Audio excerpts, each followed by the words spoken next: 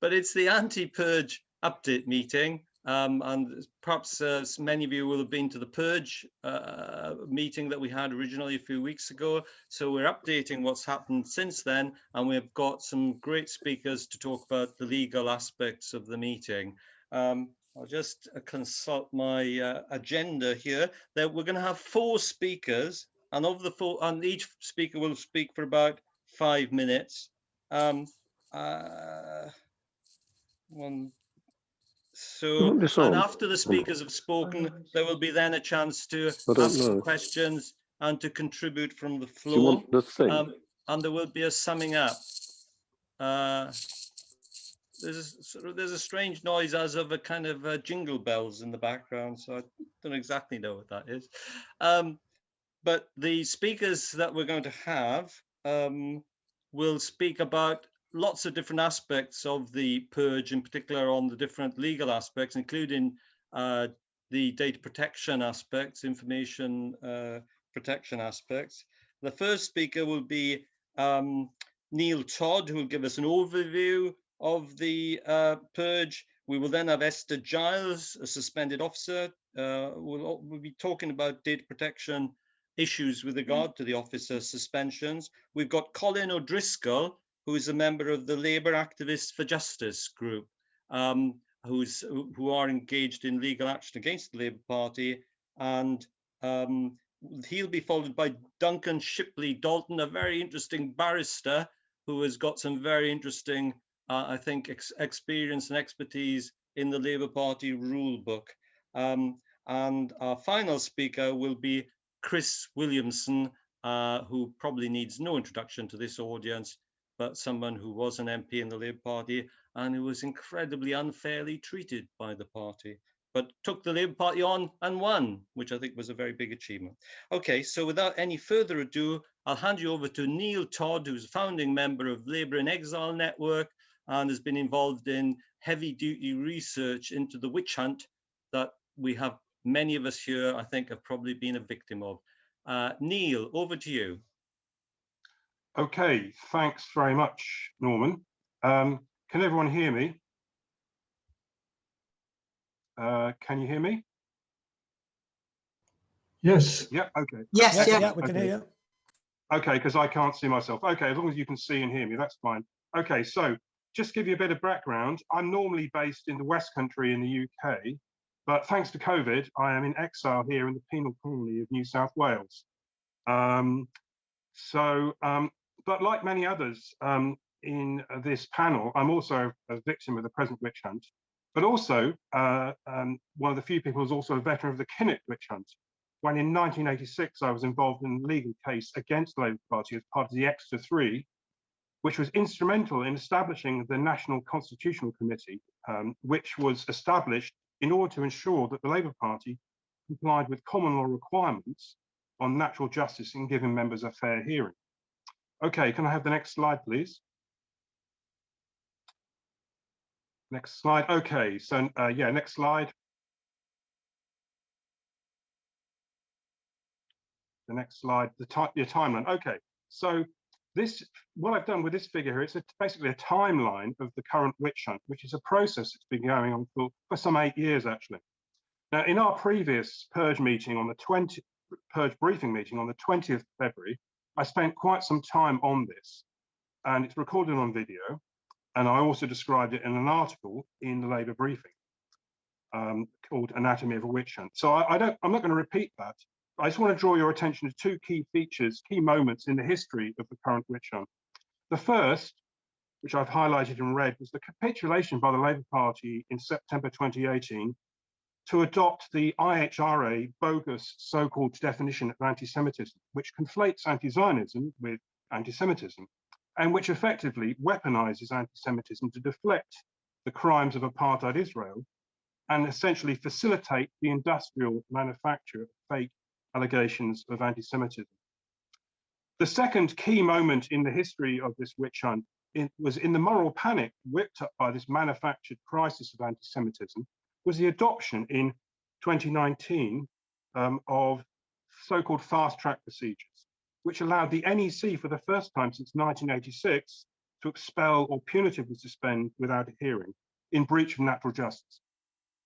So from my point of view, from a 1980s perspective, that looks very unlawful, but we're going to be hearing from some of our experts on that shortly. Okay, next slide, please.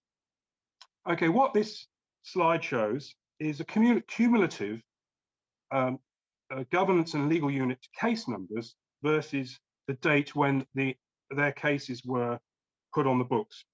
Now, these numbers were collected by a survey of members of the Labour and Exile network that we've conducted.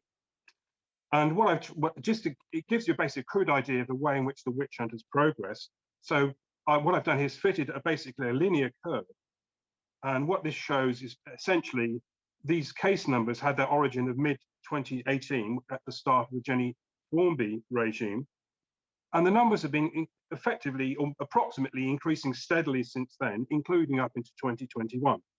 And the latest, most recent case number I saw was over 8,000. So what that means is if the witch hunt continues at the current rate, by the end of 2021, there'll be 10,000 case numbers. Now, this isn't exactly the total number of accused, as some individuals, such as myself, got 2 case numbers. But I would estimate at least 6,000 people, and probably more, have been drawn into this system by mostly fake allegations of anti-Semitism. Okay, can I have the next slide, please? Okay, the next 3 slides are based on official reports by the Labour Party. One published by Jenny Formby in January 2010, the second by David Evans in March 2021. Now, it's clear if you look at these reports that they're essentially bragging just about how efficient they were compared to their predecessors in the mass processing of these mostly fake allegations of anti-Semitism. When you look at the numbers, there's a lot of gaps, the numbers are incomplete, and they aren't always equivalent. So what I've tried to do to make them comparable is I converted the numbers to approximate monthly rates. So what you can see here on the left is the approximate monthly disputes case, NEC disputes cases, versus on the right, monthly NCC referrals. And so what you can see from these graphs then is after the introduction of the IHRA bogus definition, the number of NEC disputes cases increased from a trickle up to about 20 per month. And then after the Evans regime came to power, these numbers increased again up to about 40 to 50 per month. In contrast, if you look at the right-hand graph, the NCC referrals increased rapidly after the introduction of the bogus definition, which actually required a massive expansion of the NCC. But then after the introduction of the likely unlawful fast-track procedures, they dropped off a cliff to just a trickle of 2 per month. So in other words, the expanded NCC members were now left twiddling their thumbs. So it looks very much like there was a bottleneck formed in the NCC processing of the industrialized manufacture of these fake cases, which it was unable to keep up with. And it required an unlawful change in my view for the Labour Party to bypass this. Okay, can we go to the next slide, please? Okay, so what this shows, this confirms that impression I've just given, which is, so on the left, you've got the total number of expulsions over time in green. Then you've got in blue the number of NEC expulsions under the new regulation for fast-track procedures, and then NCC expulsions under the Evans regime on the left, versus on the right, you've got the NCC hearings that are actually held during the Formby and Evans regimes. And it's clear, looking at these 2 graphs, that in 2018 to 2019, the number of expulsions was literally running at a trickle of 1 or 2 per month, even though there were an increased number of NCC hearings. But then suddenly overnight, after the fast-track procedures were brought in, the logjam, so to speak, was broken, and a flood of unlawful mass expulsions and other punishments were enabled. And it's clear, you can see the graph on the right that after 2020, really the NCC is effectively being made redundant. So those changes that were brought in when I was involved in the Kinnock witch hunt in 1986 have completely been abolished. It's now clear that people are being expelled without a hearing and no natural justice. So the final slide, please. So this final slide has essentially been copied from this document by Evans, published recently. And this refers to 356 NEC disputes cases that have been processed since May 21st, 2021, when the Right got control of the NEC. And the left panel shows the percentages of different outcomes of these NEC dispute panels. And these are the numbers I used to estimate values in the previous slides. But I want to draw your attention to particularly the right-hand panel, because what that illustrates is the ludicrous nature of the Labour Party's current disciplinary procedures. Because according to this, 70% of their cases were to do with anti-Semitism. I mean, it's completely absurd, isn't it? It just shows you the way in which the Labour Party has become obsessed with fake anti-Semitism over genuine cases of racism. I mean, at the same time as being quite ludicrous and absurd, it's also disgusting and sickening when we consider the reality of racism around the world, in the UK, the USA, and of course here in Australia, when we consider the daily reality of the lives of Black and Indigenous people, experiencing the deadly effects of genuine racism. The Labour Party has become obsessed with this fake anti-Semitism. It's completely disgraceful. And finally, let us not forget the plight of the Palestinian people living under the ongoing Zionist settler colonial occupation of apartheid Israel. And this, of course, brings us back to the start of all this, because the truth is, this witch hunt in the Labour Party has been prosecuted by the various pro-Israel lobby groups using a fake definition of anti-Semitism to deflect from the crimes of Israel and prevent the possibility of a social Labour government with an ethical foreign policy. Okay, so Neil, I think then thank you. Okay, thank you, Neil. Esther Giles, who's a suspended secretary of Bristol West CLP. I think you're our next speaker. Esther. Oh, hi, Bristol Northwest, actually. Hello again, everybody. At the previous meeting, I described the numbers and spread of suspended officers, those who were suspended for resisting the unconstitutional and undemocratic diktats of the General Secretary, the unelected henchman of the party's bureaucracy. Today, I'm going to update you on the current state of the officer suspensions and the emerging issues regarding SARs. And I think Duncan later is going to go into more detail on that for us. I want to try to demonstrate to you how the party is breaking its own rules and breaking the law and doesn't seem to care. At the meeting we had with David Evans in December, and this is a screenshot of a Facebook post by Save Our Socialists, David Evans promised, amidst much umming and ahhing, that the suspensions would be resolved very quickly. As at the 18th of April, 20 out of around 70 officers had been unsuspended. Hardly very quickly. Most of us are still waiting. I've been subject to further interrogation because of the article published by LIEN in the Morning Star about the Israeli spy, and for which I was the spokesperson. So I've had another half a dozen questions on top of the original 19, and I'm still suspended. The unsuspensions, when they happen, take the form of suspended sentences for disobeying the diktats.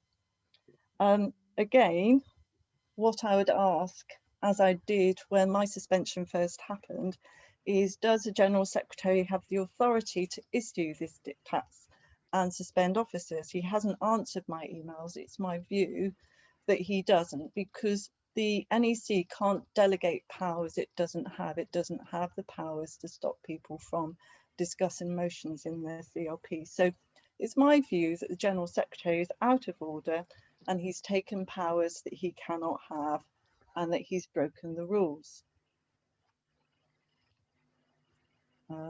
Just go to the next slide. So why has he done this? The chair of Tottenham, for example, was unsuspended immediately after the CLP's AGM.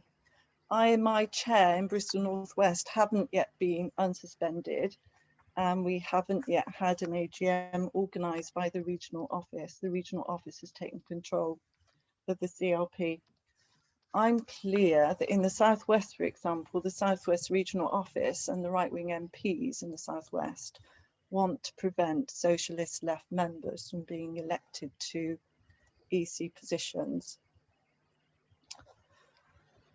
So we know that the General Secretary, well, in my view anyways, acted outside of the party rules, but it goes further than that because, as we will hear from speakers later today, there are other areas that are problematic. Let's look at SARs, for example. The party has broken the law in 2 respects. So you can see what the ICO says here, that the Labour Party has failed to comply with GDPR 2018. And you will know that the party is so insistent that officers and members comply with GDPR. Well, it seems that the regulations don't apply to them. They breach the GDPR in their handling of SARs on 2 fronts, responding in time and responding at all. This is what the ICO said to me, but other officers have also asked further questions, because when I eventually had a response to my subject access request, I was told that my request was manifestly unfounded, and so I would not get the information that I'd requested about my records. And it so happened that many other officers had an identical response on the same day. I haven't written to the ICO yet, but other officers have, and you can see here what the ICO has said to them. The party does not have a legitimate reason just to send out a blanket email to everybody saying that requests are manifestly unfounded. And so the party fails. It breaches its own rules and treats elected officers with contempt by issuing unconstitutional diktats. It fails to comply with statutory requirements, and it refuses to supply data for unwarranted reasons. The party, in my view, at the moment is democratically bankrupt. Thank you. Thank you very much, Esther. Very absolutely appalling presentation in the sense of the information that you presented. We'll now move on to Colin O'Driscoll, Labour Action for Justice, who basically are people who are actually engaged in a legal battle with the Labour Party. But I will let Colin explain what they are. Okay, over to you, Colin. Thank you very much, Norman. My name is Colin O'Driscoll. I used to be the Vice Chair of Labour International CLP, so that's the international section of the British Labour Party. I held that role for from 2017 until the middle of last year, when the Labour Party, in its infinite wisdom, decided to expressly expel me. But I'll talk about that a little bit later in my presentation. Currently, there are 6 of us who are in various states of being on the receiving end of the Labour Party's Kafka concerning its disciplinary procedures, its unfit for purpose disciplinary procedures. Some of us have received notices of investigation, some of us have had formal warnings. Another one of us, who was a candidate for the local council elections, has been given a punitive suspension for 2 years, which effectively means that he's therefore conveniently knocked off the possibility of being a councillor for his council in London. In my case, the effects of the so-called express expulsion is that I was unable to stand again for the executive of my CLP. I'm sure these things are not entirely coincidental. Next slide, please. Okay, I'll just talk about the little logo here. This is the logo we've been using for fundraising.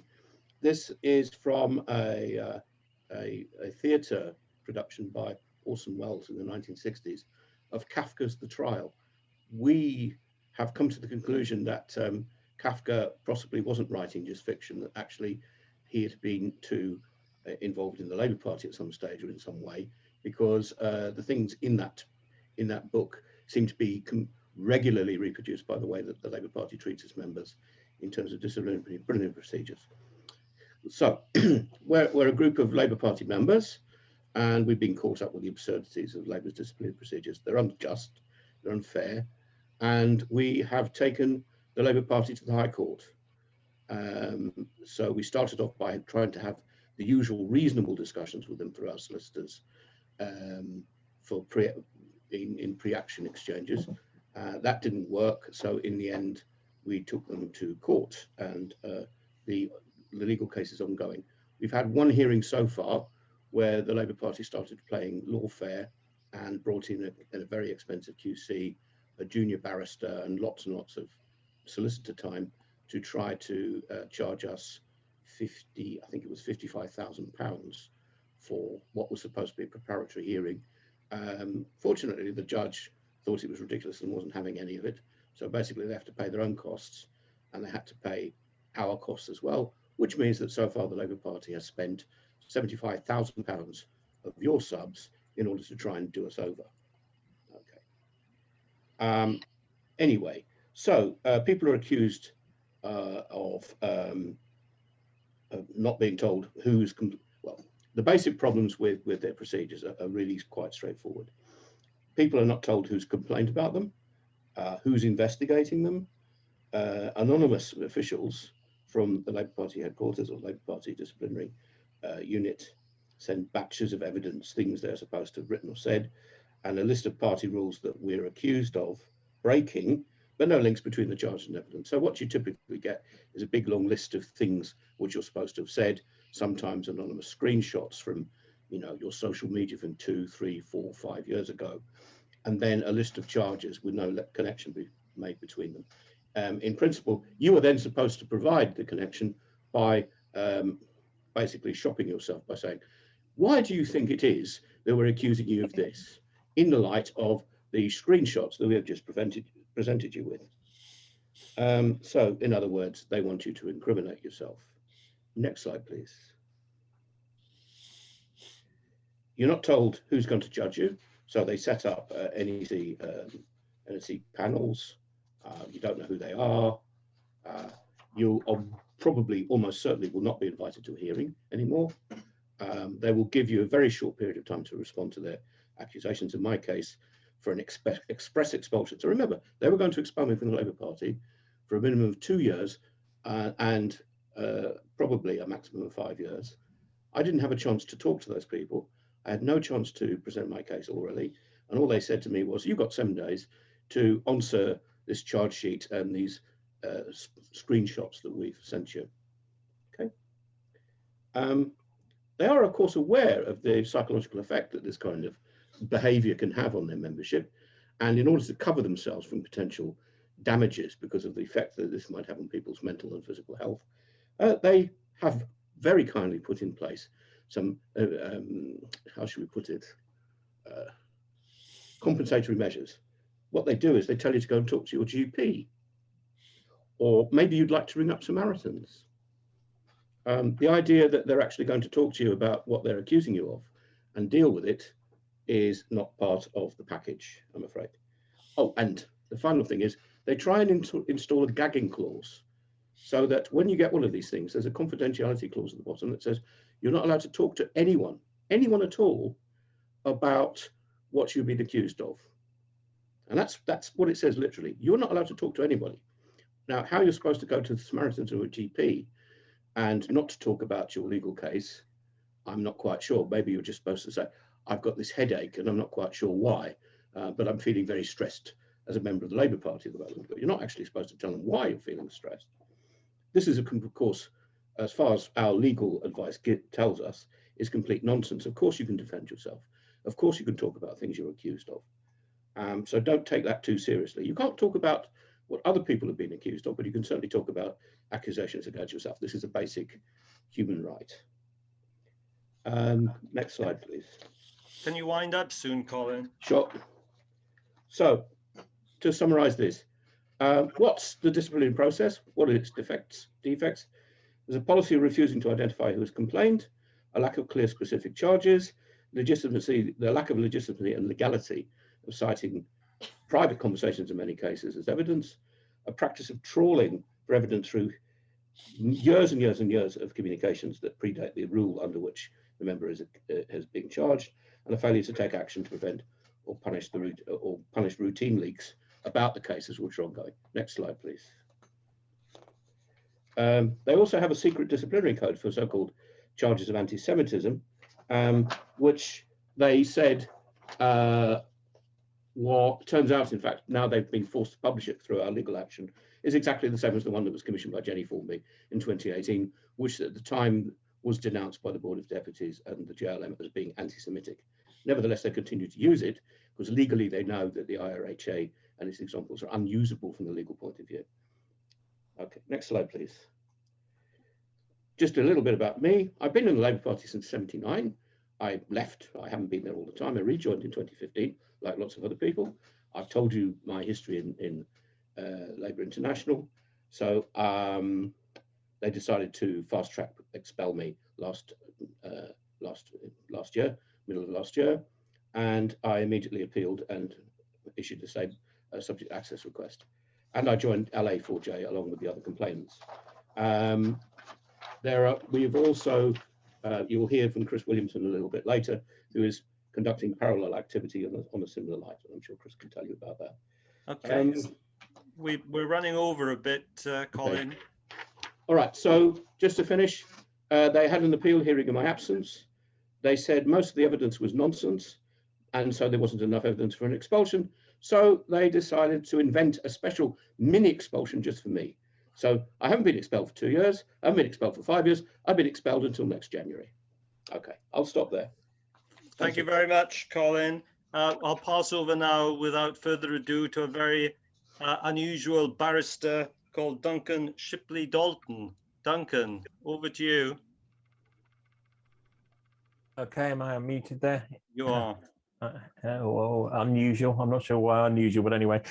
Okay, a little bit more detail on, I mean, Esther covered a bit on the issue around SARs. So now, actually DSAR, but anyway, subject access request under the data protection laws. The situation you're in now is previously you had the 1998 Data Protection Act, but that was superseded by the Data Protection Act 2018, which was to bring into force then the European GDPR regulations that were brought in. Now, the thing to remember with SARs is it can be useful, but SAR, when you send a SAR into Labour, you're not actually entitled to copies of all the information that they have. What you're entitled to is personal information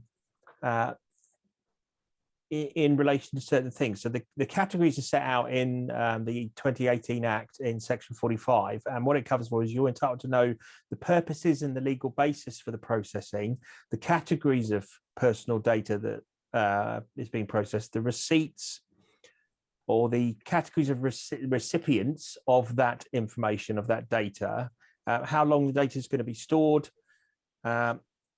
and then you're entitled to be told that, for instance, you have a right to rectify any mistakes or to ask for erasure of information that's not correct, and so on. So now, one of the things you've got to think about in this is if you're making a SAR request, you're not putting in a SAR request in the hope that you'll get copies of every single document that the party's got on you. You're not going to get that. What you can get is this specific information. So in putting in a request, it's important not to put it as a fishing expedition, because one of the things or one of the reasons which the party could actually refuse to provide information would be if they reasonably assessed that you were essentially, you had collateral purpose.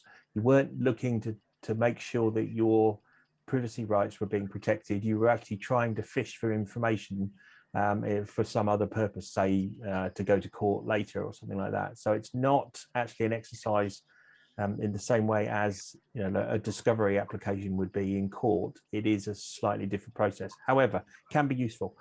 the point that Esther raised in relation to the manifestly unfounded, yeah, I did see a few of those where the party was sending out letters just refusing to provide the SAR on the basis that it was manifestly unfounded, but not giving any reasons as to why it was manifestly unfounded. And the legislation is actually quite clear that if a controller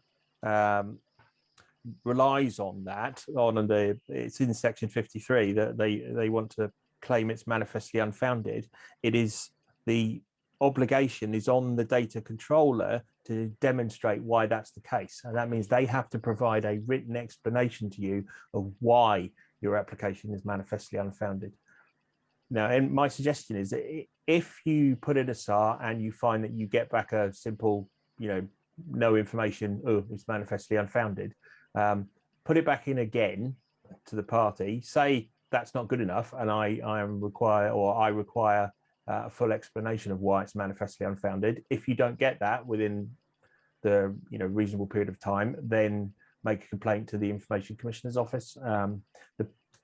There's already, I know that I've seen correspondence. I think Squawk Box had it, and it was on Squawk Box's site in relation to the manifestly unfounded point, and that they've been written to by ICO to point out to them that they're in the wrong on this, and they do have to provide written reasons as to why an application is manifestly unfounded. They can't just simply claim it is.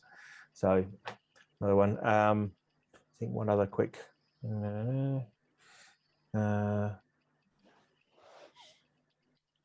You should get your SAR within a month. Is it's supposed to come reasonably quickly, but the limit is a month. If you don't get it within a month, then again, I would suggest write back and say you haven't received it within the due period under the legislation, and ask for it to be immediately supplied. If it's not, then again, file a complaint with the Information Commissioner's Office, and you can do that. Now, the party has had, I think, must be up to something like 70 plus letters now from the Information Commissioner's Office telling, pointing out that it's in breach of the regulations and in breach of the legislation. So far, though, ICO have never actually taken any enforcement action against the party for some reason. There is also obviously one of the other requirements or rights that you have is that you are entitled to court process in order to enforce your rights under the Data Protection Act as well. So if, for instance, ICO doesn't enforce it and the party is in breach, you do actually have a right to go to the county court and to claim damages for the breach of privacy and breaches of the Data Protection Act. So yeah, it's always an option, but obviously court process is always difficult and expensive. So yeah. But really what should happen is ICO should pull its finger out and actually enforce against the party. And I do wonder sometimes if maybe judicial review of ICO's decisions not to enforce is getting or coming to the top of the table here, because it probably should happen. At what point do ICO actually exercise their function as an enforcement agency as well as simply a guidance agency? I mean, if you've got 70 plus breaches of the legislation and they're still not even fining the Labour Party for it, then what exactly is Labour going to have to do before there's any kind of enforcement action? Anyway, that's opinion rather than advice on that. So okay, I think that's nearly 5 minutes there, isn't it? I'm on time. Yep, you're perfectly on time. Okay, there you go. Well done. Thank you very much for that. And so now we will turn over to Chris Williamson, who needs no introduction as a former MP who took the Labour Party on and won. And also, as an incidental personal note, my partner, Christine Tang, was expelled for wishing him good luck. So 2 words, good luck. So there you are. That's a claim for fame for you. Over to you, Chris. Yeah, thanks very much for that. And yeah, dangerous to wish me luck or extend any pleasantries to me in the modern Labour Party these days. I've just been asked to talk a little bit about the Left Legal Fighting Fund that we established. That was established with the funds that we won back, the costs that we won back from the Labour Party when I took the party to the High Court in September of 2019. This followed the second unlawful suspension that I was subjected to, having gone through a process and been reinstated. And then within 48 hours, because of the furore that was kicked up by the right-wingers inside the Parliamentary Labour Party and the Israel lobby, I was unceremoniously resuspended by Jenny Formby. I know a lot of people look to Jenny and think that she was, sympathetic, supportive, but if you actually analyse the number of suspensions and expulsions under her watch, they were worse than McNichol, and I don't think she did us any favours at all. In fact, if anything, she actually exacerbated the problem. And the problem was an unwillingness, a timidity, and actually standing up to the smear merchants, to the haters, to the Israel lobby, and that just emboldened them and made them want to go further. So we established the Left Legal Fighting Fund when we won the costs. The Labour Party was seeking costs from me, believe it or not, even though we won the case. What happened was my case was listed for the High Court early in September, having had 3 preliminary hearings where the party was seeking to delay. I was asking for an expedited hearing on the basis that there was likely to be an early general election.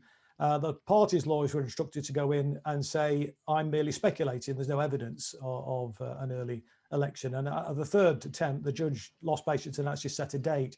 Within 36 hours, I was then served with a further suspension with a letter with the usual riders about seeing the Samaritans or my GP or the CAB if I feel stressed about what they were doing. But they pointed out in the letter that irrespective of the outcome, we know you're already suspended, irrespective of that, you will remain suspended because of these new allegations, concocted allegations that have been put together. And it was very clear from that, I think, that they were determined to get me out. And frankly, I wish I'd listened to the advice of Graham Bash and Tony Greenstein when I was first suspended in February, because they said they're determined to get you out and you should go on a speaking tour. But I complied with the Kafkaesque rules of the Labour Party, foolishly, now on reflection. And it is Kafkaesque, and we've already heard that description of it this evening. And it does really put people under incredible pressure. And I was, felt very sort of distressed by what had happened. I'd been in the Labour Party for 44 years, joined in 1976, and had been a very active member my entire life, my entire adult life anyway. And it had been, very much part of my identity, if you like, the Labour Party. And it was almost like a bereavement when I was suspended and in the end had to resign from the party. And I know many, many other people have been going through that. And that's why we've established the Left Legal Fighting Fund, to level up the playing field a little bit, really, because the Labour Party's got not exactly unlimited funds, but they've got huge resources. And so what we want to try and do is to level that playing field up. We operate a triage service. We've got an excellent guy who works with us who goes through cases and to see whether there's any merit. We then take, if we think there is merit, that to the top lawyers in the country. So we're putting, people, giving access to people to the best possible legal advice in the country, really.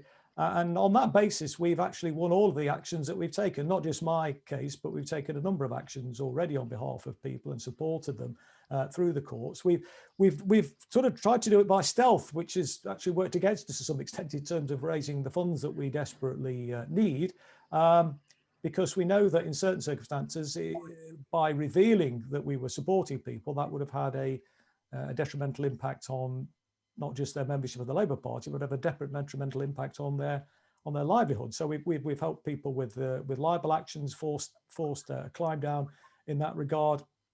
Helped a member who complained about Islamophobia and then was himself suspended and remained suspended for several years. And we're also obviously supporting Ken Livingstone and Pam Bromley, and we're engaged in the group action against the Labour Party alongside the Labour activists for justice to again try and get some semblance of justice for people who've been subjected to long-term suspensions in the Labour Party. And we're hopeful, obviously, and we've already heard about the preliminary hearing and what happened there, which actually cost the Labour Party a lot of money. And I mean, the case against me alone will have cost the party in the order of £200,000.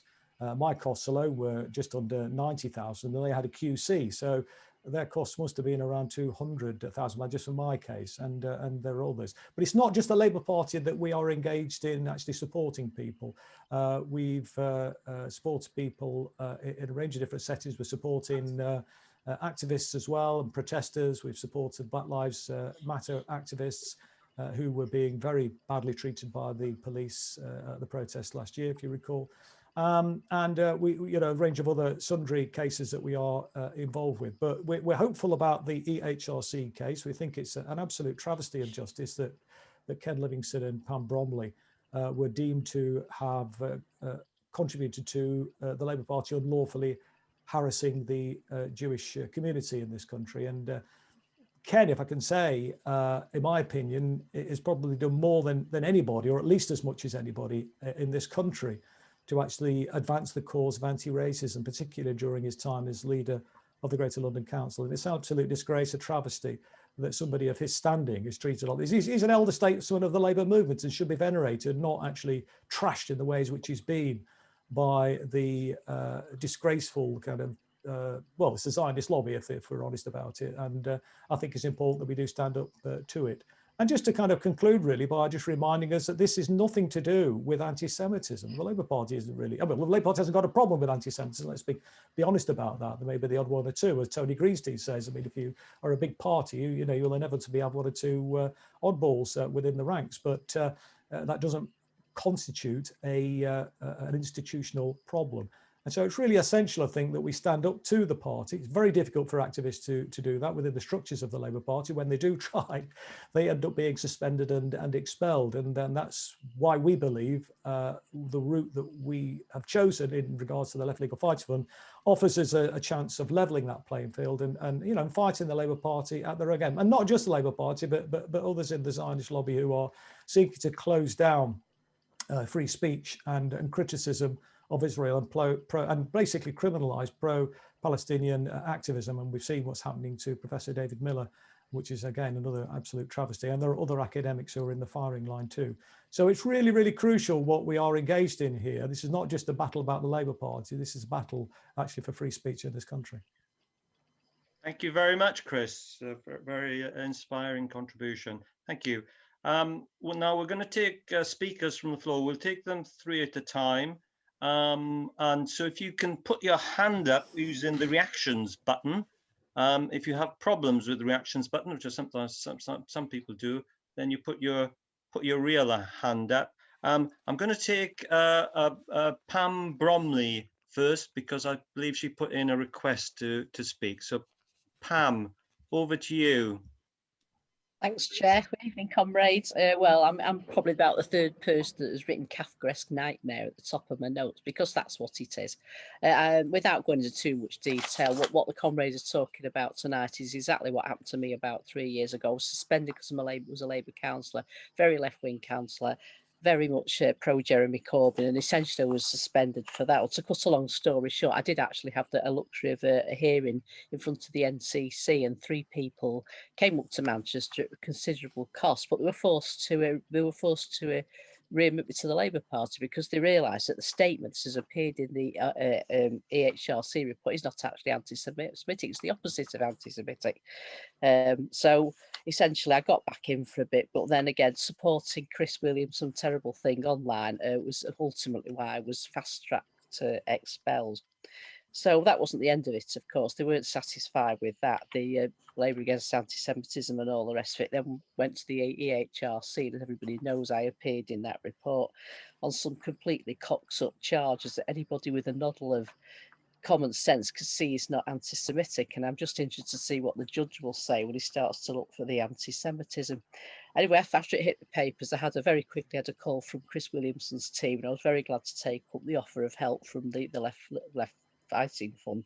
We've got to fight this, comrades. It's about free speech. If an ordinary person can't volunteer to be a councillor and become elected and state an opinion that is in absolutely no way offensive, that's a very, very frightening prospect for free speech in this country.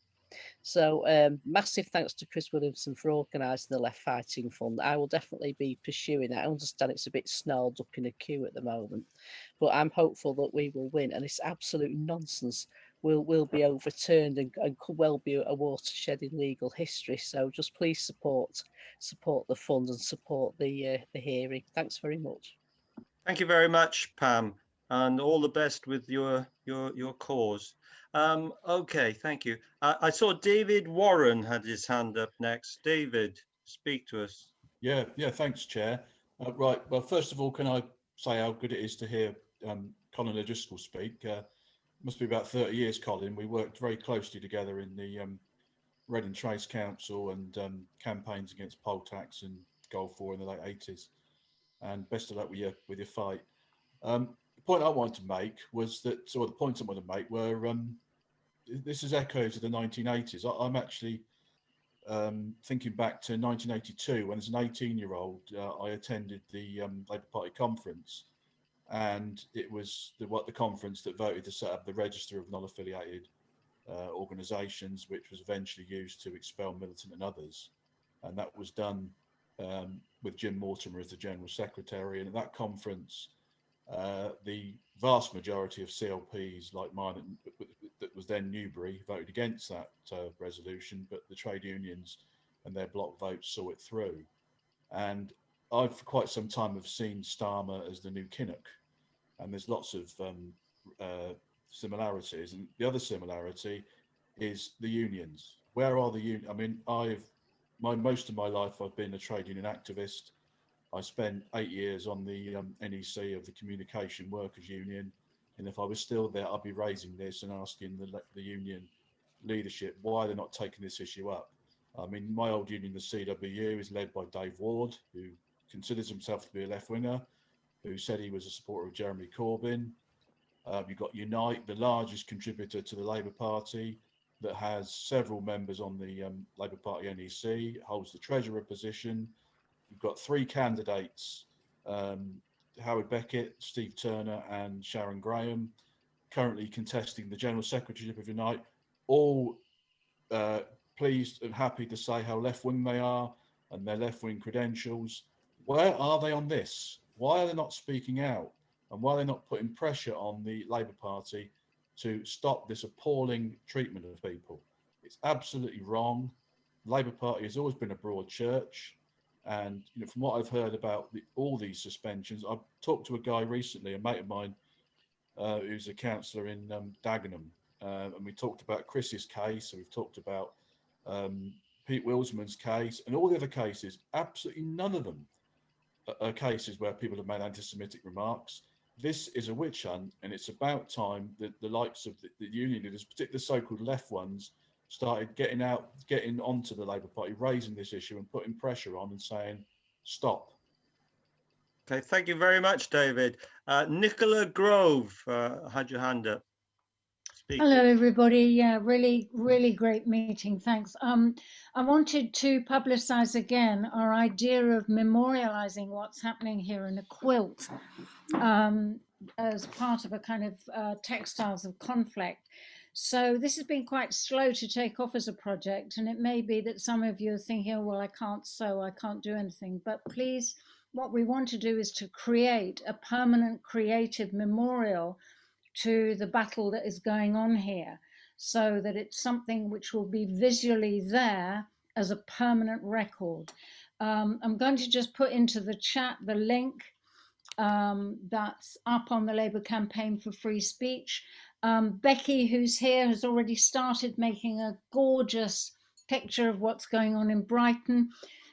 If you feel you can't sew and you don't have any ideas, don't worry about it. Just email me. I'm going to put my email into the chat, and we can organise this for you. We're going to be holding workshops at the Labour Party conference in September, bringing ideas and actually creating more panels there. But do please email me if you have a story that you want putting in a quilt, or if you've got a logo that would look good in the See Red So Loud quilt. Thanks very much indeed.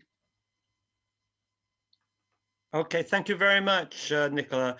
So that's our 3 contributions from the floor. Can we go back to the speakers for any answers to it. If any of the speakers want to pick up on any of the questions. Norman, I did have my hand up, but oh, and yes, well, we've also got another hand up as well, but we okay. said we would take 3 speakers at a time. At a time, yeah. 3 okay. questions at a time. Fine.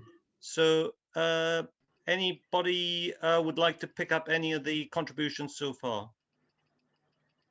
I'll come back on the trade union point, if I may, Chair. Okay, yes, please, go ahead.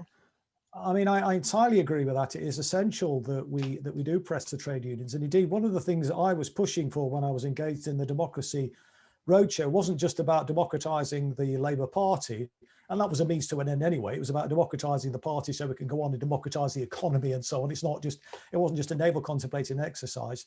But I also made the point that it's really important that we also take steps to democratise the trade union movement, because the trade union leadership do not represent the grassroots. We saw that at the 2018 conference when the grassroots overwhelmingly voted in favour of open selections and democracy reforms inside the party. And it was the trade unions, apart from the Fire Brigade Union, that actually stopped it. And one delegate who actually worked in my team, actually, Amar Kazmi, he was a delegate from his constituency. He spoke from the platform and he asked the constituency delegates to put their hands up if they were trade unionists. Everybody put the hand up, of course. And he said there's a false dichotomy being created here because there's argument going, oh, this is the grassroots versus the trade unions. Utter nonsense. The fact is, it's a grassroots versus the bureaucrats in the trade union movement, and the bureaucrats actually, of course, as we know, inside the Labour Party. So there is a big job to be done there, but we can only do that if we get engaged in our trade union, push resolutions through trade union branches, and make sure that we put people forward for positions that are going to speak about issues like this, because this is the elephant in the room. I think David made the point. Where are they? Where is Howard? I mean, I'd like to see. I mean, I'm in Unite as well. I'd like to see Howard Beckett get the general secretaryship, but where is he on this? They're not speaking out enough. And I was incredibly disappointed, with the Socialist Campaign Group, I've got to say as well. They were utterly silent about this and have been mealy-mouthed in their support for Jeremy. Some of them even openly attacked him. So there is a big issue there, and I just wanted to echo that point about the trade union movement. But it's in our hands to do something about it, and we have to sort of get going with that. Yeah, it's a very important point, and I was at the conference when the attempt to get in open selection of MPs was overturned because of union voting, which I thought was disgraceful. Esther. Yeah, so I'm a Unite community member, and as soon as I got my suspension, I contacted my Unite representative, and they said, sorry, we can't help you. We only support people who have disputes with their employers. So from an individual's point of view, as well as from the party's point of view, I do think we need to be challenging the unions to support us. And I suggested it's something that the LIEN steering committee can pick up as an action. Yes, that's a very good point. Thank you for that, Esther. Any of the other speakers want to come in on anything they've heard so far? If not, we'll go back to the next questioner. No, well, we'll push to the next questioner, which is Christine Tung, and after her, Tony Greenstein. We can't see you, Christine.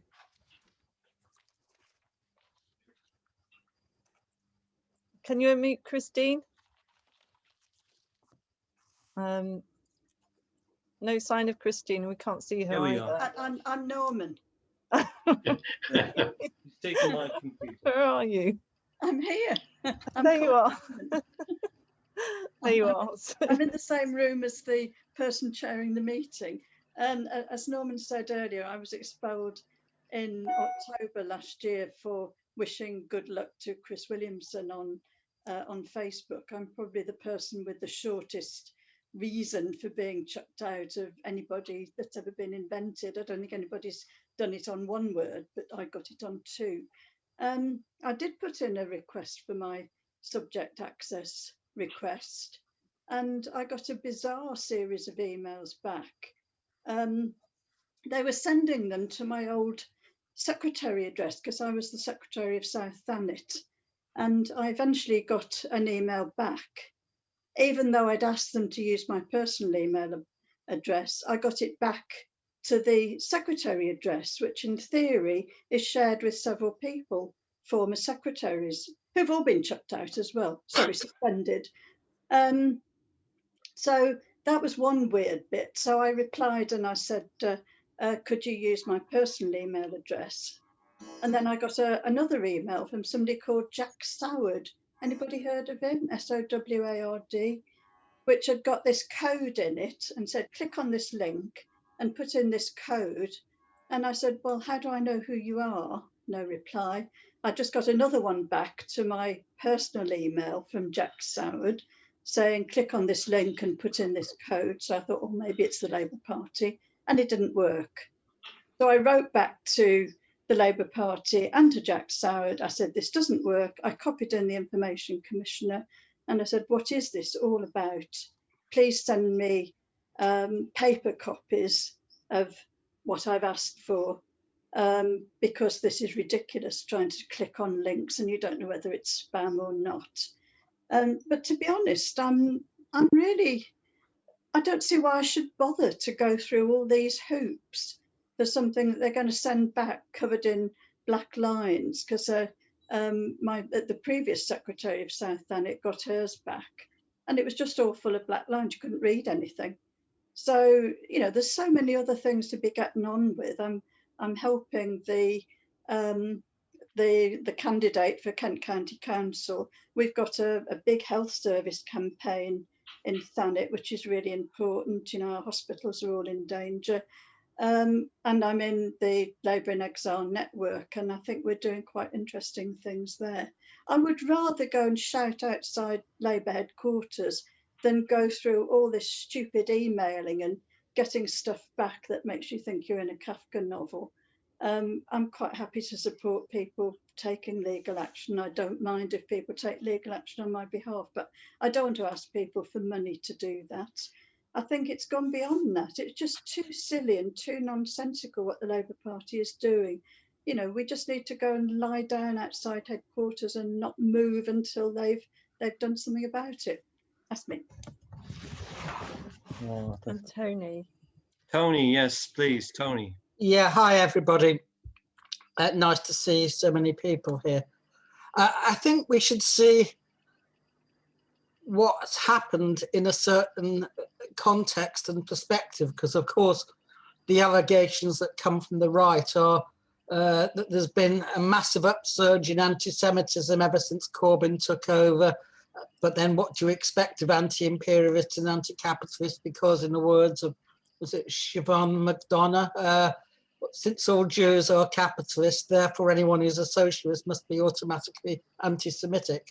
I wanted to put it in the context of a meeting we held over, well, 2 years ago now, I think it was, with Chris Williamson in Brighton. The Board of Deputies and the various Zionist organisations made strenuous attempts to prevent that meeting taking place, so much so that 3 different venues cancelled because of the pressure that they were under. In the end, we held the meeting in fine sunshine in the open air and nearly 200 people attended. So it was in fact a great victory for us, and the President of the Board of Deputies stood forlornly on the opposite side on the seafront holding up a placard. The reason I mentioned that is because a few days later, I went into my local Morrison supermarket and I overheard a conversation between 2 men. And I caught a snatch of the conversation. They said, the Jews don't want Corbyn to come. The Jews tried to stop Chris Williamson speaking. So I intervened and explained to them that no, it wasn't the Jews, but Zionists, supporters of Israel. But that is the overall effect of the long campaign by the Board of Deputies and others, that many people do believe that the people who got rid of Corbyn, the people who waged this onslaught, were the Jews, that the Jews got rid of him. And so the effect of this anti-Semitism campaign has been to increase anti-Semitism, not decrease it. And that the Board of Deputies isn't in the slightest worried about that. And if we want to really understand the Board of Deputies, earlier this week, Human Rights Watch, which is one of the most respected human rights organizations in the world, published a damning 230-page report on why Israel is an apartheid state. And immediately, without reading it, without referring to its content, the Board of Deputies put out a press release attacking it, saying this was a slur on Israel and so on, and pointing to the fact there are a few judges or whoever in Israel who are Arabs, therefore everything was hunky-dory. And we need to understand, the left needs to understand, because I'm sure I'm preaching to the converted here. But as long as Momentum, as long as Arise, as long as the Socialist Campaign Group and Corbyn himself do not understand what happened in the 5 years from 2015, then whenever the left, if ever the left, are in a position to win the leadership of the Labour Party again, exactly the same thing will happen.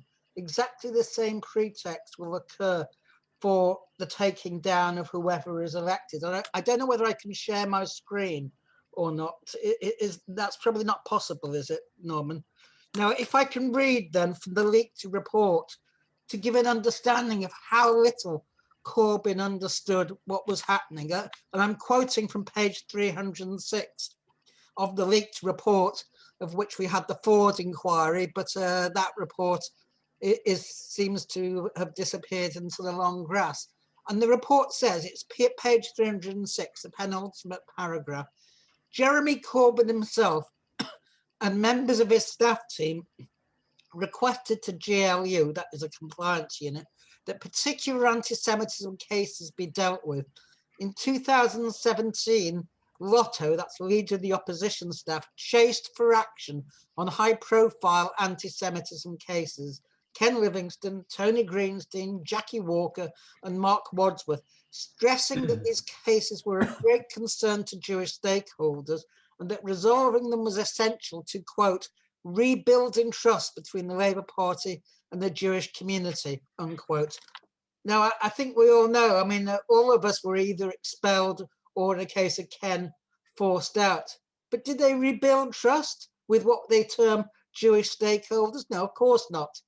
As soon as they'd actually satisfied those demands, there were a whole new fresh set of demands like Chris Williamson and others in the party. And so it went on. And under Jenny Formby, they massively sped up the expulsion process.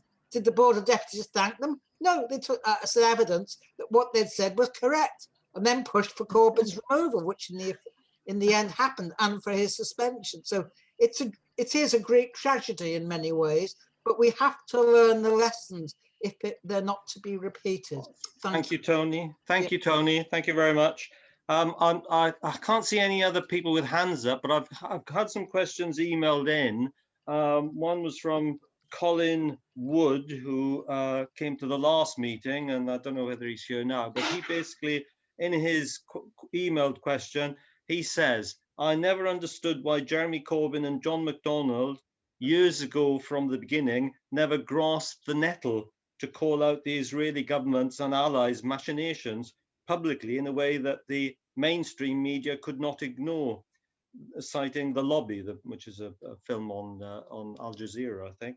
Their pacifist interviews made me cringe. Can you shed light on their reasons, personal and political? Am I right to feel let down? And by that, buying into the agenda, buying into the agenda of their adversary, they only reinforced it, which I think Tony really was talking about there. We all have weaknesses under duress, and I can be sympathetic, but better if they can be acknowledged. He also directly addresses Chris Williamson, ditto for Chris Williamson, in the sense that he signed, he says here, quotes here, a groveling letter of apology that was obviously worded by someone else, in brackets, Seamus Milne, question mark, and handed it to him at gunpoint. He had the excuse of just having been suspended with the supposed legal pressure to keep one's mouth shut. And that in that climate of intimidation, he was not supported by others. Should they have made a stand, and I think he means Chris Williamson, Jeremy Corbyn and John McDonnell, and is it still on the cards? So that's from Colin Wood. And the other question that was emailed was basically somebody asking about what's happening with the Peterborough and Cambridgeshire suspensions that have happened, which I understand are all on grounds of anti-Semitism. So if any speakers can shed light on that, that would be useful as well. So I'll hand over to the speakers who anyone would like to comment on those questions, all three lots of questions that we've had. Thanks.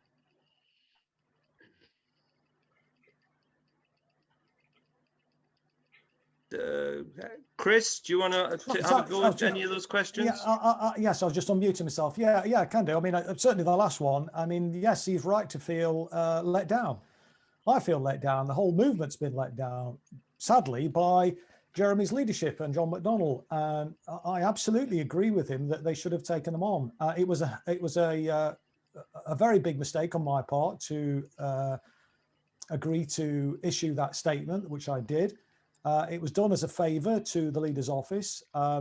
Their default position, whenever there was an attack against Jeremy and the party, was to run up the white flag, was to capitulate and not to examine the substance of the accusations that were being made, but just to accept them and apologise. That was the default position.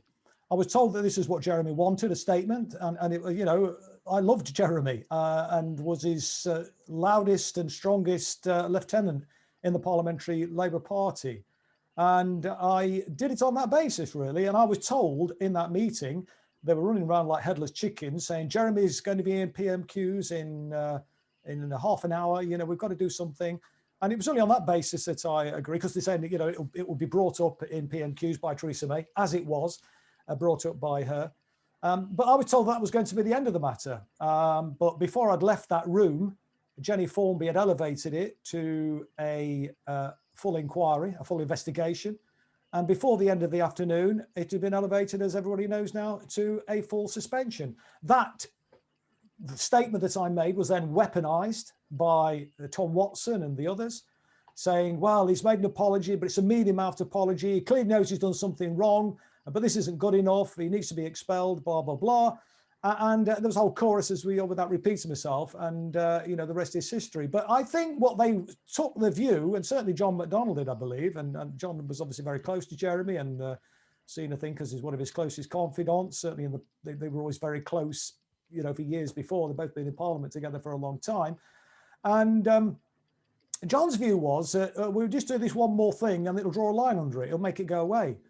And indeed, when I was readmitted to the party, and then there was a motion to go to the next Parliamentary Labour Party, signed by over about 130, 140 MPs and peers, Labour MPs and peers, calling for the whip to be withdrawn for a year and for a full investigation to be mounted into how it was that I'd been reinstated. Obviously, then events overtook them and I was suspended again by Jenny Formby before it actually got to the next Parliamentary Labour Party meeting.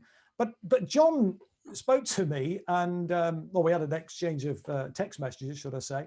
His view was that I should apologise again and again and offer to meet any MPs who were hurt or distressed or upset by what I've said, and do the same to any AAC members and go and prostrate myself. He didn't put it in those terms, but he said go and see the Jewish Leadership Council, self-appointed, of course, and the Board of Deputies. And I said, look, there's no way that's going to happen, John, apart from anything else. I mean, it doesn't work. This strategy does not work. Where have you been for the last 4 years?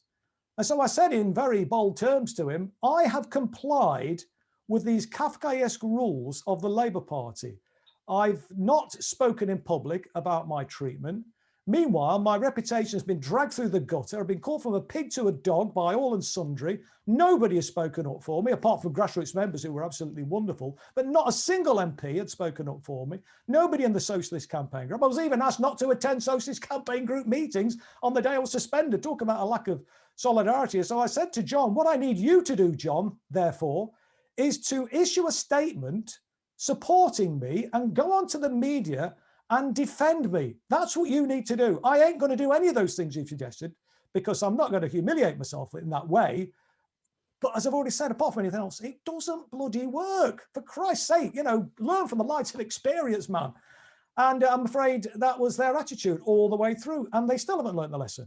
I mean, it was capitulation after capitulation after capitulation. And I made a speech on the Democracy Roadshow, and in fact, I made this speech on a number of, or this point on a number of occasions, actually, but we dug it out on the day that Jeremy was suspended because somebody had recorded it. I think it was at the meeting I'd spoken at in Portsmouth, and somebody recorded it and put it on YouTube. And Amar, who works in our team, and he, you know, he dug it out, and we put it out. And I was saying in terms that it's not me they're after. You know, it's not Jackie Walker or Tony Greenstein or Mark Wadsworth or Ken Livingstone or whatever. Ultimately, they want Jeremy Corbyn and they want to smash this socialist anti-imperialist project. That's what it's about. And that's why we have to stand together in solidarity to fight this. But unfortunately, the rug was pulled from under my feet. And I've actually put out a subsequent statement about that. I mean, it's too late now, of course, saying that that was a stupid mistake on my part. I should never have made that apology. I had nothing to apologise for. I mean, everything I said at that meeting in Brighton was absolutely spot on in relation to the point I was making about anti-Semitism. The Labour Party had done more to tackle the scourge of anti-Semitism, as I put it, and fight racism. You know, we got nothing to apologise on that score, and we've been too apologetic, and we'd given succour as a consequence of that to our political enemies. Frankly, I made this point time after time in the Socialist Campaign Group before I was suspended. And I made that point to Jeremy. I said, look, stop apologising. This was done privately. Every apology you give, every concession we make is actually only feeding the beast and making it bigger and stronger. And ultimately, it will consume you, Jeremy. It gives me no pleasure to be proven correct, but you know, we've absolutely got to, because they ain't stopping. I mean, that's the point. And we've got to draw that line in the sand now and fight back as strongly as we possibly can and defend everyone, not just Labour Party people, as I say, people like David Miller, people's livelihoods are at stake here. And indeed, people's livelihoods have been lost as a consequence of them. I mean, David's under threat now, but there are other people that I know have lost their job as a result of the Zionist lobby. You know, they are vicious, and you know, we've got to be as equally as strong and determined to make sure that you know, we prevail in the end. Because look, you know, we're on the side of the angels at the end of the day, and it's really important. You know, if solidarity means anything, it means you have to stick together when it's difficult, not just when it's easy. Okay, thank you very much, Chris. Yes, very important words. Any of our speakers got any a point to make about the subject access request in particular? That what's the point of doing that? But or are there any of the other points made? Esther, you've got Yeah. something? So I just wanted to make a comment, really, along the lines that Chris was saying, but just an observation that in the southwest, the local party's pretty much been decimated in many of the CLPs, where the officers have been suspended. And out on the campaign trail, there's nobody campaigning. There are councillors going around, or councillor candidates on their own, putting leaflets through letterboxes, occasionally with support from the MP. And my experience, this is pretty much unprecedented, and there does seem to be a kamikaze kind of thing going on here. So not only is the Labour Party, as I said, it's breaking its own rules and it's breaking the law, and it doesn't seem to care. There's something very strange going on. But going on to what Chris was saying at the end, we have to stick together. One of the reasons that LIEN exists is so that we can organise together, and organising to support David, for example. To support other people that are under pressure. That's what we need to do, and that's why we're here. And any points about the kind of the significance of pursuing things like subject access requests and that kind of thing? Is it of value to do that? Duncan, will you tell us, Duncan? Yeah, well, Duncan, yes, I mean, please. you know, it's one of those things that could be a mixed blessing, because it could be useful if your intention is to try to fight within the system in some way, or if you have an intention maybe to think about going to court over something, then yeah, it can be useful to get that information, because you may learn something from that which, you know, helps you to build defense or to build a case against party. I mean, in some ways I can understand though that it can all feel very frustrating, because yeah, it is like being stuck in the trial where it just seems no matter what you do, you just have to go to another desk and so on. I mean, my own experience of it is in my CLP, I ran for the PPC selection, and I was the only left person who was running for it. There was a right-wing preferred candidate. Oh, he says he's left-wing, but everything he's ever done is more right-wing. But anyway, but the regional director and went all out to make sure that I didn't get anywhere near it, and they cheated like crazy in the system. And then the NEC rep was the chair, oh sorry, the deputy chair rather of Labour First, who then basically took over running the entire selection process and just told the CLP selection committee what to do, and ignored most of the rules that were there. Every time I started complaining about it, and every time I filed a complaint with the regional director, I just told, oh, well, hang on, no, that's the NEC rep has to decide on whether there's been a valid breach of the rules here. So then it would get emailed to him and he would come back and say, no, I didn't. No, the rules, they've all been followed. I just got that all the time. It was a joke. In the end, I actually sued. I took them to court over it. It cost the party 40,000 quid. Because, you know, they had cheated like crazy and also broke the Equality Act by discriminating against me as well on disability grounds, because I actually have a long-term disability as of PTSD from my military service, but that's another long story. So, you know, this sort of stuff has been going on inside the party for a long time. And I think, you know, it is frustrating to try and fight it, but I think the problem is you've got to fight it. And it's not just that it started under Evans and Starmer either. This was going on under Jenny Formby. And I've known Jenny for a long time. She only lives across the city from me in Southampton. I've known her for years, but I don't think she did us any favours as GS. Now, partly she was very ill during that period as well, so I give her a certain break for that. And obviously prior to that, you had McNichol in position, who was doing exactly the same thing. I mean, what you've got is essentially a problem that the party structure and the party administrative machine is just corrupt. Basically, it's bent as hell, and it doesn't really matter who the leader is or who are in those leadership positions like that. The mechanisms that are run and the people that are running the administrative system are all essentially, you know, pursuing a different set of objectives, and they will do different things. You've regional directors who just make things up as they go.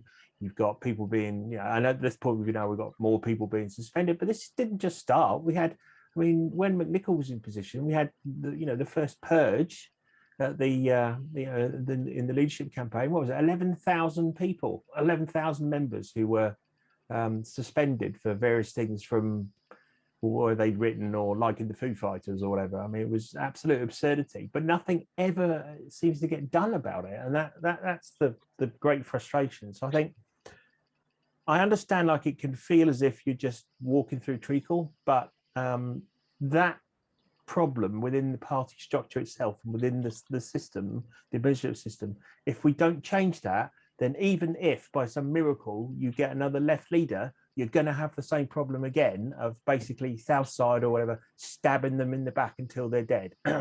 So you've got to tackle the problem with the party structure and the system as well.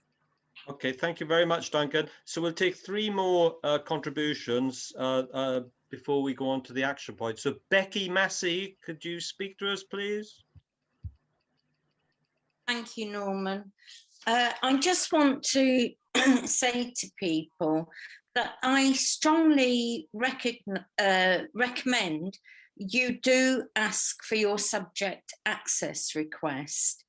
I know they're of variable quality. I know a lot is redacted, but when I asked for my subject access request, they kindly sent me the confidential memo from the Board of Deputies of British Jews. And it was in that memo that I found out I was one of 11 people that the Board of Deputies told Keir Starmer to expel and report back to them by the end of May 2020. I've then got a trail of emails showing how Lotto told staffers to find something on me because they hadn't got anything on me. And what they found on me was me complimenting Chris Williamson by saying he will always stand for the many, not the few. And that's why I got expelled. But what I learned from my SAR was that somehow and bizarrely, the Board of Deputies can order the leader of the Labour Party to expel somebody who is in good standing with the party And they had to trawl my Twitter feed until they found a tweet about Chris Williamson. And then they expelled me. So do ask for your SAR, because the Labour Party is a very corrupt place. I'm not sure where it gets us. I'll tell you where it's got me. I know, I don't speculate, I know they're corrupt because I've got the evidence. Okay, thanks very much, Becky. Terry Deans, who I think would like to speak. Terry, wherever you are. I'm here, can you hear me? Hello? Yeah, we can hear you, mate. Yeah, thank you. Yeah, no, it's just following on from Chris Williamson and what Tony Greenstein and various other people have been saying. I've been listening to a lot over the years, and it was nice to hear what Chris was explaining about the question about the towards the strategy of the appeasement or the running the white flag up, as Chris described it. So I've got a question. Maybe Chris can answer it. What was the strategy behind the apology approach? What were they hoping to achieve by this? I mean, I heard what you said, Chris. You were warning them, saying it's going to come back to bite you in the backside, whatever phrase you used to that effect. And I'm thinking, but surely a man of his standing, Corbyn, MacDonald, these experienced politicians of decades would know this. So what were they hoping to achieve by that strategy? That's the first part of the question. The second part of the question would be, what should have happened? What should they have done? And what impact could a firmer stance have had within the party and in the general public had they taken a stronger stance? And I agree with you, Chris, it was too apologetic. So what would have happened if it done the other way? If that's understandable. Thank you. Okay, thank you very much, Terry. We're going to take Faraz, please. Faraz, yep, speak.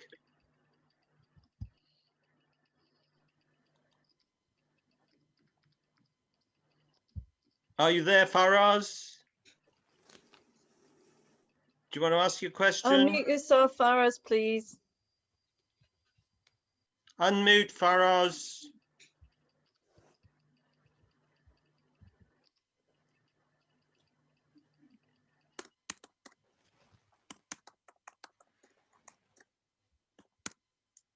Speak, Faraz.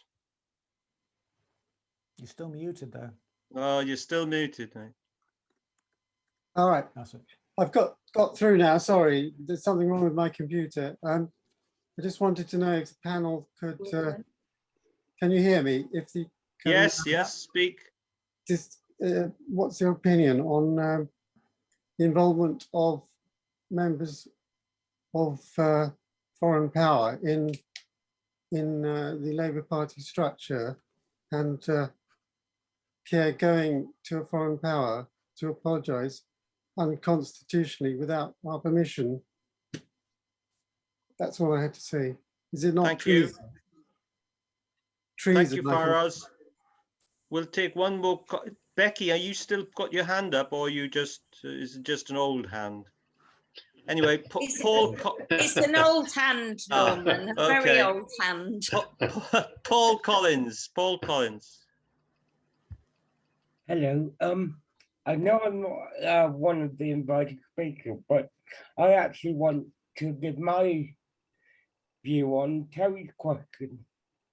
You know, obviously Jeremy Corbyn being accused of being too apologetic, and I have a lot of sympathy with that view. But my answer to what would have happened if it had gone the other way, it would have been quite simple. He would have been got rid of sooner than, a lot sooner than he had been got rid of, if that makes sense. And he also wouldn't have built up the party membership as a result. You know, so in a way, by being there that long, it has allowed the party to build up the membership over that period that he was leader. And a lot of people don't seem to realise that actually, if he wasn't there for that length of time,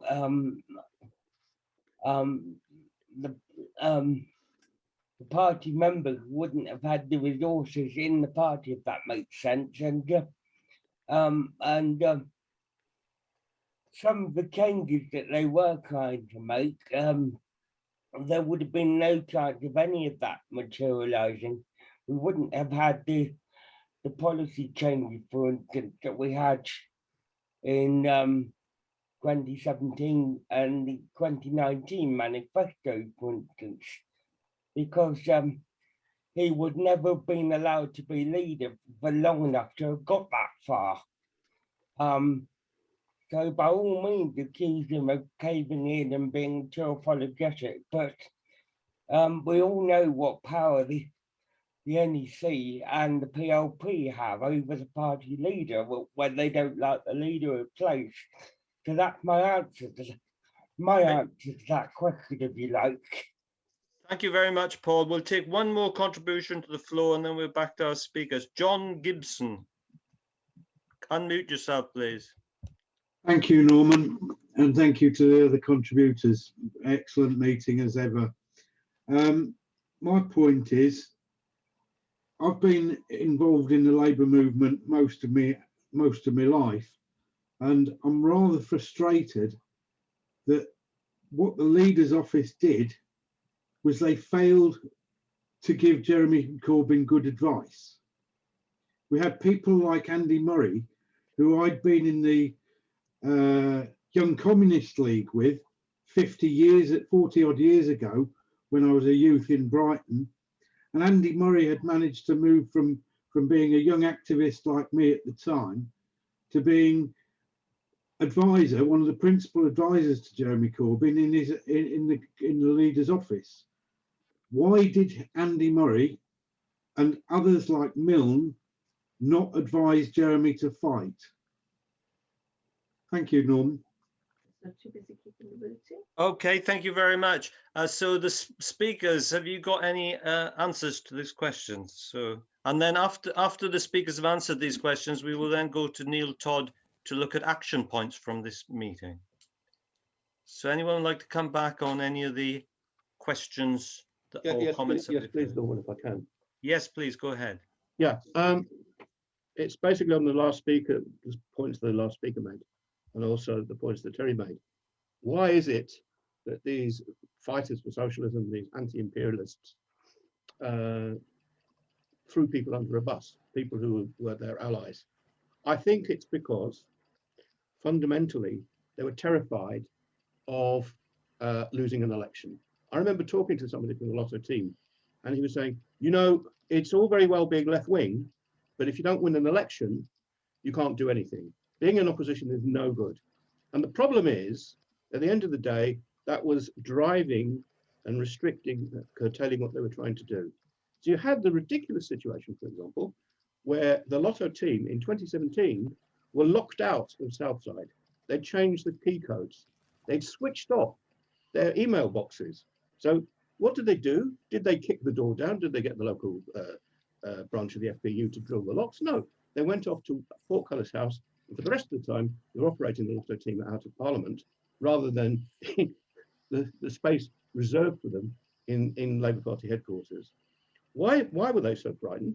Because consistently, people like Tom Watson and people around him were threatening to split the PLP, threatening to split the Labour Party, and making lots of noise through their contacts in the press to say, listen, we can gain the majority of the PLP and we can start calling ourselves the Labour Party. They're openly talking about a split. And they were playing on some of the memories of people like Jeremy Corbyn of the 1982 situation with the SDP. I think fundamentally, Jeremy and John McDonnell misjudged the situation, misjudged the moment. They thought they could be faced with a rerun in 1982 with a right-wing split from the Labour Party. And that basically determined their attempts at appeasement, because they were scared that this would lead to another 10 years in the wilderness, so to speak, of not winning a general election. I think they were wrong. I think they misjudged the situation completely. If they'd stuck to it and told them to get lost, we would now have open selection. We would have got rid of a lot of these parasites, and we may well have had a Labour government. It's a real tragedy that they fell for that. And the other thing I want to just briefly talk about was Starmer. Starmer is incredible. He likes the number 10. He likes 10 pledges that he doesn't obey. He likes 10 pledges for Labour Party organisation he's had no intention of obeying. He likes giving 10 pledges to the Board of Deputies and the Jewish Leadership Council about all the nice things he's going to do for them, except there's 11 in the last instance, which is 11 people that he was given a list of to purge. And I suspect I was one of them, along with Becky. So what is this leading to? Well, at the moment, it's in the latest opinion poll, the lead that the Labour Party had amongst younger people than us, or younger people than me anyway, who were under 45, has disappeared. In the last year, it's disappeared. And that's the reason the Tories are 11 points ahead. Young people who have no chance of owning a home, who've got uncontrolled rents, lousy housing and 50,000 quid of student debt if they go to college, see nothing in today's Labour Party that's worth supporting. And consequently, that big lead amongst the future has disappeared. And we need to do something about it. And this campaign is part of trying to do something about it. Thanks. Thanks, Norman. Okay. Yeah, can I just... thank you very much. Yes, Chris, speak. Yeah, just briefly, just try and pick up on the points that's been made. I totally agree with John's point about the very poor advice that Jeremy received from the leader's office. I mean, they were bloody useless. I'd put it stronger than that, actually. And I remember having a stand-up row with John Prescott's son about me appearing on, I think it was Newsnight, and various other programmes and speaking outside my brief because I was on the front bench at that time. And the point I made to him was I'd not said anything that Jeremy hadn't said in both of his leadership campaigns. And it came to a head over an appearance on Newsnight about Venezuela, because the Thornbury's team, the Shadow Foreign Office team, had put this dreadful statement out with no context at all. So this was at the time when there were extreme violence on the streets in Venezuela. There were no reference to American sanctions, no reference to the economic sabotage, no reference to the extreme right-wing violence where Chavistas were being burnt alive and beaten to death. And it was all being put at the door of Nicolas Maduro. Anyway, I went on in the end and the spec of that. So we had this row, and I said at that point that I'd not said anything Jeremy hadn't said in his leadership campaigns. And he uttered these immortal words. He said, that was a leadership campaign. We're now a government in waiting, so we need to be more circumspect. And my view was that we actually need to be an even more of an insurgent party, because that's what's got us to where we got. And by starting to triangulate was going to be disastrous, as it's turned out to be. And, we had a moment, I think, after 2017 where Jeremy could have been a lot stronger. And just to answer Terry's point, what was the strategy? I think it was about trying to manage the Parliamentary Labour Party. I think the point that Colin was making there, and this, may be concerned about, splitting the party. That would have been a thoroughly good thing. We want rid of them.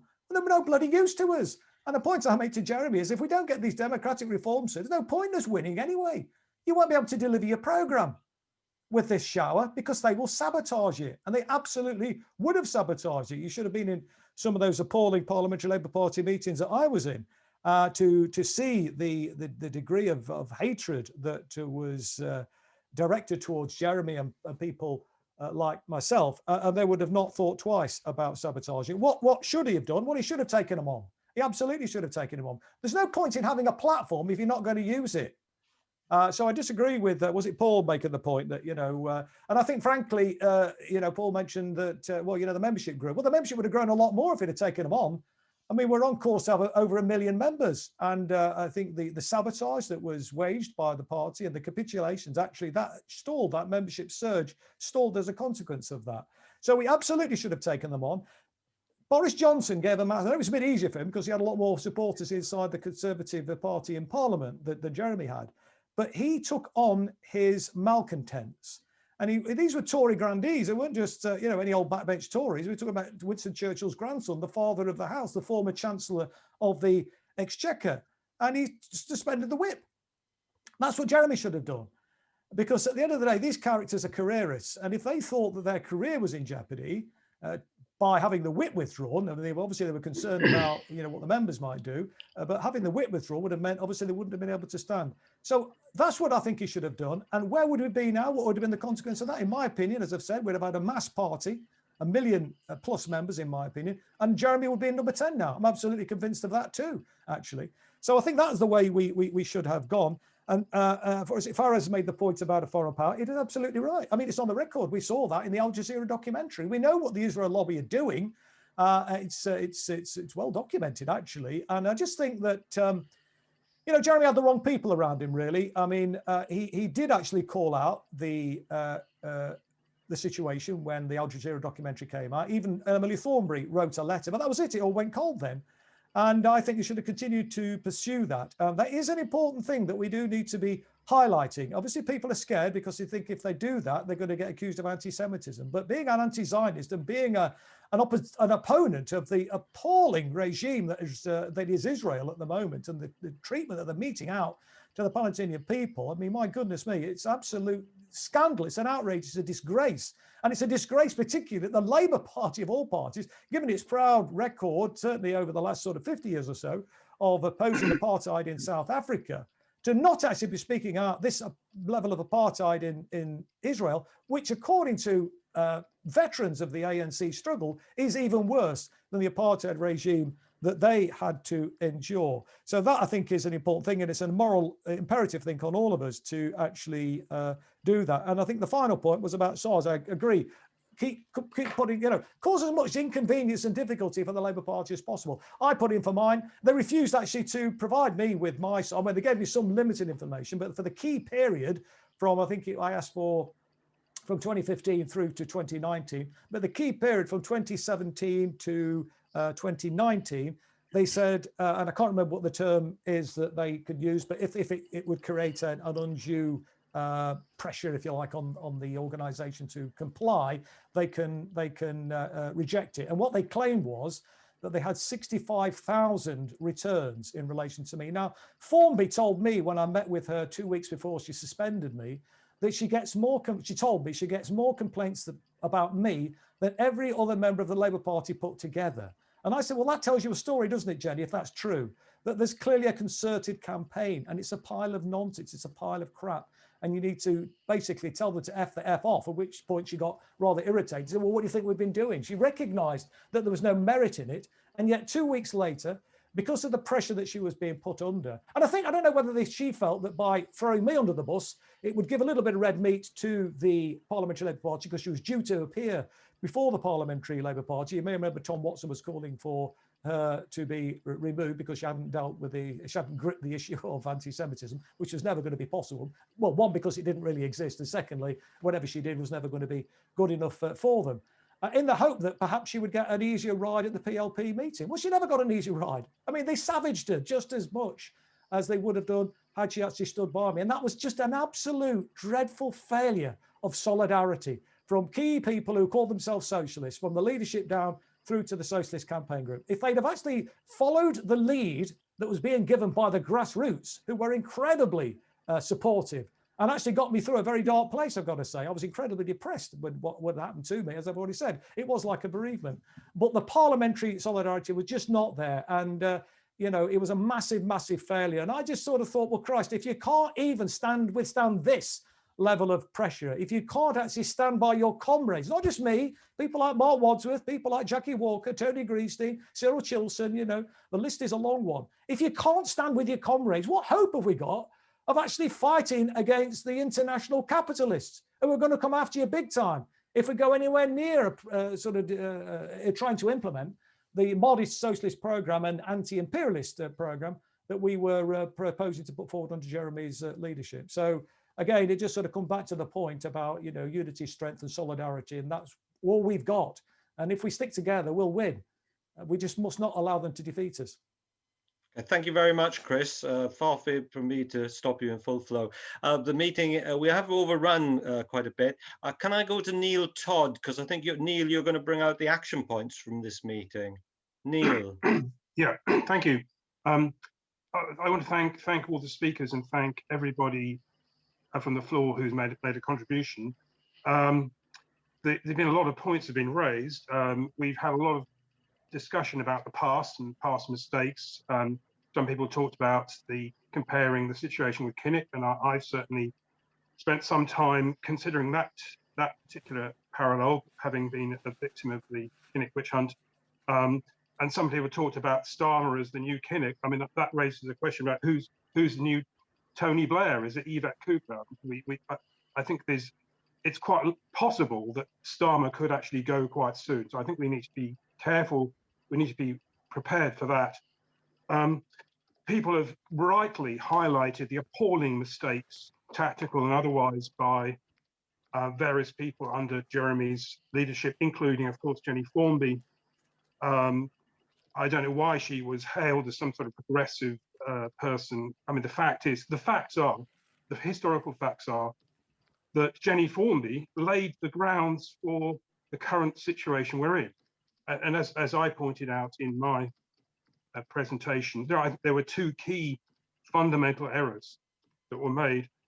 One was the capitulation on the IHRA bogus definition of anti-Semitism, which was a terrible, terrible mistake.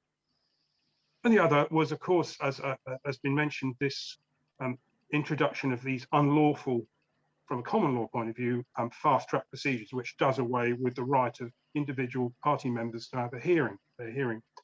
So how do we take this forward then? I think there are a number of things that we can do, in addition to everything else that's been mentioned. So one concrete thing we can do, particularly if you're still a member of the party, is put in resolutions to attempt to oppose those big mistakes. So resolutions opposing the bogus IHRA definition. I know within the Labour and Exxon network, we have a group under Tony Greenstein, which is leading that campaign. So I think that's certainly we must get behind that to oppose this not fake anti-Semitism smear campaign based on this bogus definition. And secondly, we have resolutions trying to reverse some of these bureaucratic changes that made the witch hunt possible. So we've actually got a resolution which is now already circulating, calling for complete revocation of these fast-track changes. And we'd certainly urge all members to get behind that and circulate these resolutions in their CLPs. The second, I think, really concrete action that I think can come out of this is that we've seen various unfortunately, the fact, the Labour Party doesn't listen to reason. It doesn't. It's a completely out of control, feral machine, and unfortunately, it will only listen to hard facts of the law. And I think that's where I fully support the various legal campaigns that have been going on, and we've heard from a number of those campaigns. I feel that a very strong outcome from this meeting could be for all those individual groups who are currently engaged in legal action, and those like me who've had past success, and others who maybe not had success but have had experience, should come together to form some kind of legal coordination action group to discuss the best way forward of really taking the Labour Party on. Because as far as I'm concerned, it's completely, the Labour Party has lost the plot. It's wide open from a legal perspective. And it's up to us to get our act together and put the ball in the back of the net, this open goal that is there. So I would urge all those individuals who've been involved in action, including Chris and others, let's meet together after this meeting and come together and discuss that. And the final thing I think is that, unfortunately, unlike the days in the 1980s when I was involved in a legal action, we had a thing called legal aid then. Can everybody remember legal aid? That's all gone now. So the only way you can take these things forward is by raising money. So I would urge everybody to what little or as much they can give to support these legal funds that are out there. So there we go. That's my kind of action points, and I would like to hear from everybody else here whether they would support that, and B, whether they've got further actions that they would like to put forward. Thank you. Okay, thank you very much, Dale. So maybe we could take emails or messages in any form you can get to the Labour in Exile network of ideas that you have for further action. I should remind you, we're having another Labour in Exile meeting of members on the 15th. I think it's all members and supporters, but it's on the 15th of May, Saturday, the 15th of May in the evening. So make a date, register and come to that as well.